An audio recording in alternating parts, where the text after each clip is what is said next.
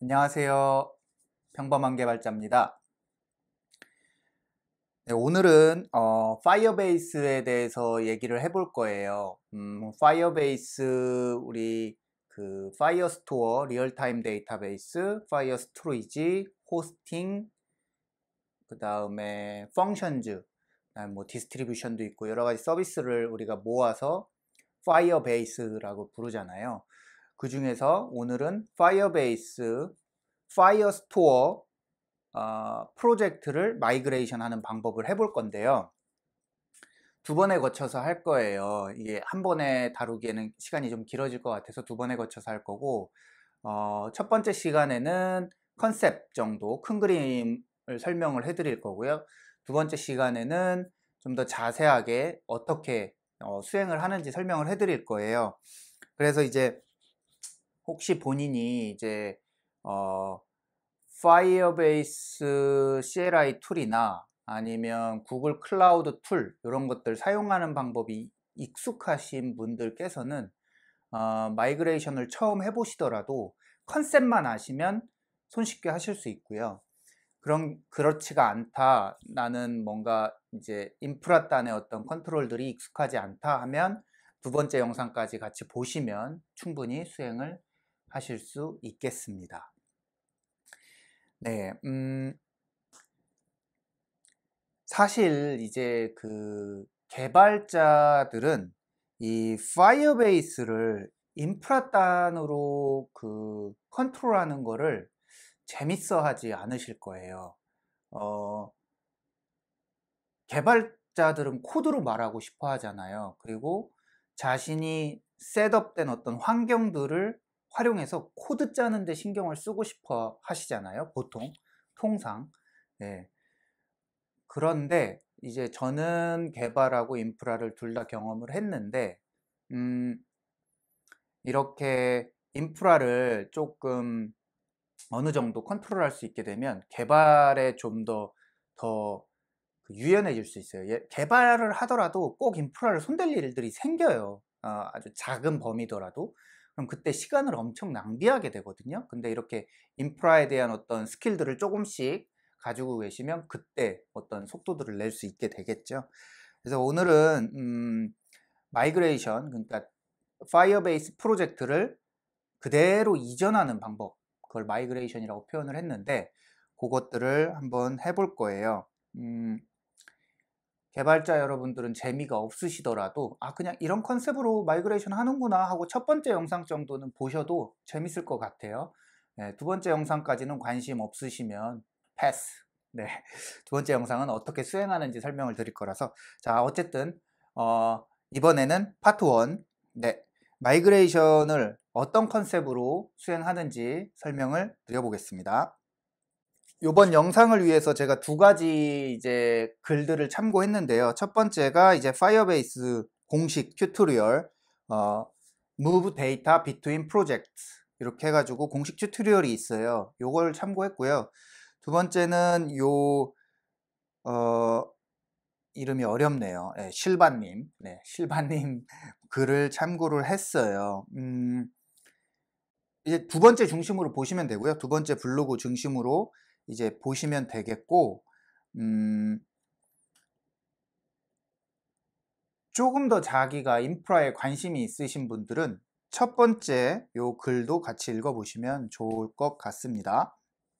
자, 제가 크게 세 가지 스텝으로 나눴어요. 1번 사전 준비, 2번 소스 프로젝트에서의 어떤 작업, 3번 데스티네이션 프로젝트에서의 어떤 작업. 네, 소스 프로젝트라 하면 이제 옮길 데이터가 존재하는 프로젝트. 네. 그 다음에 데스티네이션 프로젝트라 함은 내가 데이터를 어디로 가져갈 거잖아요. 그 목적지, 그 프로젝트를 말하고요.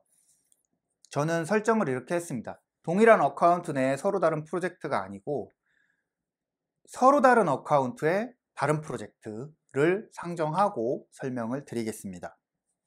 요걸 하실 수 있게 되면 동일한 어카운트 내에 프로젝트 이동은 물론 당연히 하실 수 있게 되는 겁니다. 네, 그래서 오늘은 요 부분 네, 사전 준비, 네, 컨셉과 사전 준비 부분을 설명을 드리도록 하겠습니다. 자, 그러면 이 마이그레이션 컨셉이 어떻게 되느냐? 자, 한번 보세요. 일단 우리에게는 두 개의 계정이 있어요. 두 개의 계정이 있습니다. 소스 프로젝트 계정, w@gmail.com이라는 계정. 다음에 데스티네이션 프로젝트 계정, gmail.com이라는 제가 그냥 가짜로 한번 적어 봤어요.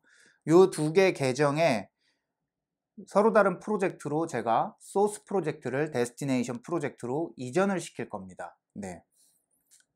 굳이 이 방법을 써야 되느냐?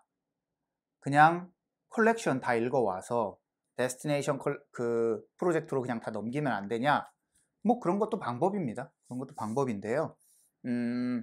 자신이 개발자니까 코드를 짜서 하는 게 익숙하잖아요. 그래서 그런 방식도 생각해 보실 수 있는데,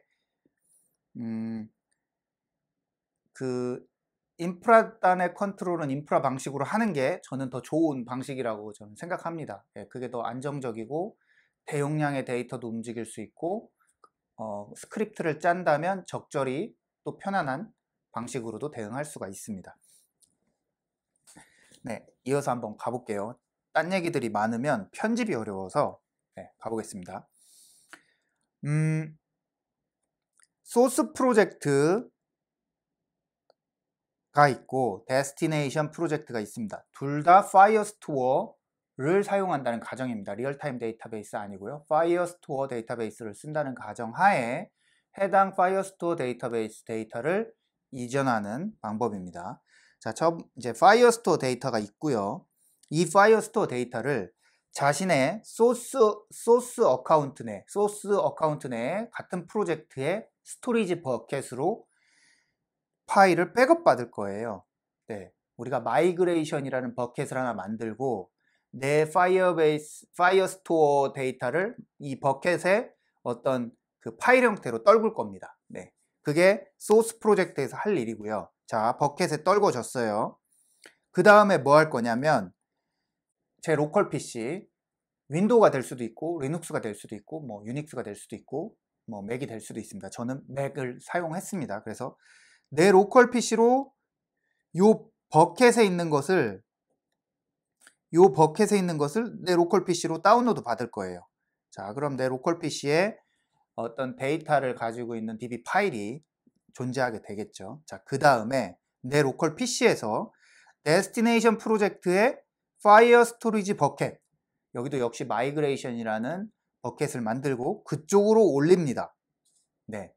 그 다음에 자, 그러면 데스티네이션 프로젝트에는 파이어 스토어 데이터베이스가 있고요.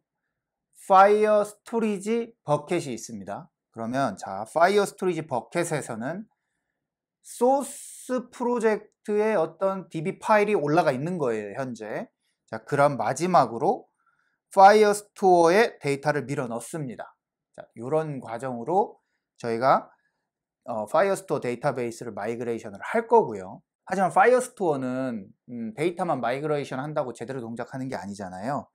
인덱스와 그 다음에 룰, 그 다음에 어스 설정, 요것도 사실은 옮겨줘야 보통의 어플리케이션들이 정상 동작하게 될 거예요. 근데 안타깝게도 이렇게 그 DB 데이터처럼 한 방에 이전할 수 있는 방법이 일단 제가 해볼 때는 마땅히는 없었어요. 아주 손쉬운 방법은 뭐 스크립트를 짜거나 하면 되는데 어쨌든 손수 옮기지는 않고 어쨌든 매뉴얼하게 하나씩 옮기지만 좀 더 쉽게 옮길 수 있는 방법에 대해서 제가 설명을 드리게 될 것입니다. 네. 자, 이제 이 컨셉대로 수행을 하기 위해서는 사전 준비 사항이 좀 필요해요. 네. 사전 준비 사항이 뭐가 필요했냐? 이전에 한번 차례를 보면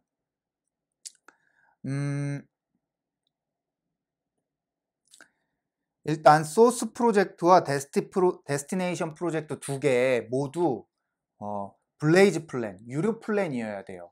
그래야만 마이그레이션을 쓸 수 있다고 합니다. 그래서 유료 플랜으로 업그레이드를 해야 되고요. 그 다음에 그 파이어베이스가 구글 클라우드 플랫폼의 하나의 서비스예요. 그렇기 때문에 그 파이어베이스를 컨트롤하기 위해서 Gcloud 2를 설치를 합니다. 제 로컬 PC에 Gcloud 2를 설치를 할 거고요. 그 다음에 파이어베이스 CLI 툴도 설치를 할 겁니다. 네, 요게 사전 준비사항에 다고요. 마지막으로 이제 소스 프로젝트에 Gcloud를 셋업하는 거, 네, Gcloud를 접속시키는 거, 요 작업까지 오늘 한번 해보겠습니다. 본인의 파이어베이스 웹 콘솔에 들어가면 여기 왼쪽 하단에 이렇게 그 수정이라는 버튼이 있어요. 그러니까 내 그 서비스의 어카운트에 그 요금제를 바꿀 수 있어요. 수정을 누르면 이렇게 스파크와 블레이즈가 있는데 무료 버전 쓰고 계실 수도 있는데 블레이즈로 업그레이드 하시면 됩니다. 업그레이드 할 때는 신용카드를 등록을 해야 되는데 신용카드 등록한다고 바로 돈이 나가지는 않고요. 업그레이드 하는 순간 사용량에 따라서 매월 돈이 나가게 됩니다. 아무튼 이렇게 블레이즈 플랜으로 업그레이드를 소스와 데스티네이션 모두 업그레이드를 하십니다. 그 다음에 Gcloud 2를 설치를 해야 되는데 이게 이제 인프라 하시는 분들은 이런 툴들이 너무 익숙한데 이제 개발자분들은 좀 어색하실 것 같아서 제가 어떻게 설치하는지 자세히 설명을 써놨어요. 사실 뭐 복잡하진 않은데 제가 그 사이트 들어가는 링크는 그 영상 설명 쪽에 걸어 두겠습니다. 구글 클라우드 플랫폼에서 제공해주는 공식 사이트에 들어가면 그 Gcloud 툴 SDK 설치하는 방법이 아주 자세하게 나와 있어요. 그래서 자기 OS에 맞는 거 선택하셔서 설치하면 되는데 저는 맥OS를 선택할 거고요. 맥OS 보면 이렇게 타르 형태로 압축된 패키지를 제공을 해줘요. 그러면 얘를 다운로드 받은 다음에 이렇게 install.shell 수행을 해주면 그냥 설치됩니다. 그게 끝이에요. 뭐 별로 그렇게 어려운 일이 아닌데 이제 내 로컬 PC에 CLI 툴을 설치해서 뭔가 클라우드 그런 어떤 환경을 컨트롤하는 것 자체가 조금 어색하실 수 있잖아요, 개발자분들. 네. 너무 어색하게 생각하지 말고 그냥 순서대로 하시면 됩니다. 인스톨 쉘 실행하면 끝이에요. 네. 그 다음에 설치는 했는데 이 Gcloud 2를 내 프로젝트에 연결을 시켜야 쓸 수가 있어요. 그래서 그런 작업하는 것이 Gcloud init이라는 명령어고요. 그 CLI에 가이드들이 쭉 순서대로 나오는데 그거 잘 따라가시면 그렇게 어렵지 않습니다. 결과적으로는 내 소스 프로젝트를 선택하는 명령이 나옵니다. 그럼 프로젝트 선택하시면 돼요. 이렇게 해서 Gcloud 2를 설치를 하시고요. 이 설치 사이트 들어가시면 제가 설명한 것보다 더 자세하게 설명이 돼 있으니까 너무 걱정하지 않으셔도 됩니다. 그 다음에 파이어베이스 툴을 설치를 할 건데요. 이 파이어베이스 툴도 마찬가지로 공식 사이트 들어가서 그 가이드, 자신의 OS에 맞는 가이드대로 이제 따라 하시면 돼요. 맥의 경우는 이렇게 명령어 한 줄 치시면 파이어베이스 툴도 설치가 끝납니다. 네, Gcloud 툴과 파이어베이스 툴은 다릅니다. 다르니까 서로 로그인도 다르게 해줘야 돼요. 그래서 파이어베이스 로그인이라고 치면 자신의 파이어베이스 프로젝트에 로그인을 할 수 있게 됩니다. 자, Gcloud 툴은 파이어스토어 데이터베이스를 백업하고 그 다음에 그러니까 익스포트하고 임포트하는 역할을 위해 필요하고요. 파이어베이스 CLI는 인덱스와 룰을 익스포트하고 임포트하는 데 필요합니다. 네, 이제 Gcloud를 설치를 했고 Gcloud 이닛을 하면 사실은 로그인과 프로젝트 셋업까지 다 되거든요. 다 되는데 본인이 이미 Gcloud가 툴이 설치되어 있어서 이닛 단계를 안 해도 되는 상황이라면 이렇게 Gcloud us 로그인, Gcloud config set project라는 과정을 통해서 내 소스 프로젝트를 Gcloud에 연결하실 수 있습니다. 이 커맨드를 통하셔도 되겠습니다. 네, 오늘은 요 영상은 요 정도로만 하고요. 제가 두 번째 영상에서 이제 그 툴들을 어떻게 쓰는지 잘 설명을 드리겠습니다. 자, 아주 단순합니다. 서머리 한번 해볼게요. 자, 소스 프로젝트가 있고, 내 PC가 있고, 데스티네이션 프로젝트가 있습니다. 서로 다른 어카운트고요. A 어카운트고요. B 어카운트가 되겠습니다. 자, 여기 이 소스 프로젝트에서 파이어스토어 데이터베이스를 익스포트를 하고요. 어디로? 버켓으로. 그 다음에 이 버켓을 내 PC로 다운로드 하고요. 그 다음에 다운로드 한 거를 데스티네이션 프로젝트의 버켓으로 임포트 하고요. 이 버켓을 기준으로 파이어 스토리지 데이터베이스를 마이그레이션을 수행하면 됩니다. 이렇게 되면 어떤 일이 일어나냐, 이 소스 프로젝트에 있던 콜렉션과 데이터 스키마 그대로, 정확하게는 스키마란 표현이 노에스큐엘에 맞는지는 잘 모르겠습니다. 근데 통상 그 데이터 구조까지 다 데스티네이션 프로젝트로 오게 됩니다. 네, 이해되셨죠? 자, 요 컨셉을 가지고 두 번째 영상에서 하나하나 수행을 해보겠습니다. 여기까지 하겠습니다. 안녕.